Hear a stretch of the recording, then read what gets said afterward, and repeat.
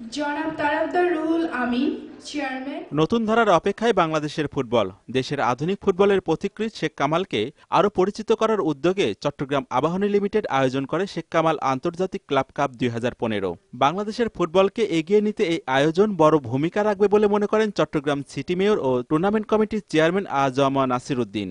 এই টুর্নামেন্ট এই ক্ষেত্রে একটি কার্যকর ভূমিকা রাখবে এবং চিটাগংয়ে আমরা নিয়মিত লিগ করে থাকি, কিন্তু লিগে দর্শকরা আসানো দর্শক উপস্থিত হয়, কিন্তু এই দর্শকের টুর্নামেন্টের মাধ্যমে আমরা মনে করি চট্টগ্রাম স্টেডিয়ামে যখন লিগ হবে তখন লিগের দর্শকরা মাঠে সে খেলা উপভোগ করবে। এ ধরনের আয়োজনকে সর্বাত্মক সহযোগিতার আশ্বাস দেন বাফুফে সভাপতি কাজী সালাউদ্দিন। এই টুর্নামেন্টটা সাকসেসফুল করার জন্য আমাদের সাহায্য যত রকম লাগে আমরা দিব। গোটা বাংলাদেশ এই টুর্নামেন্টের পিছনে আসবে, because the success of this tournament is not only Chittagong Abahani, it is the tournament of the nation.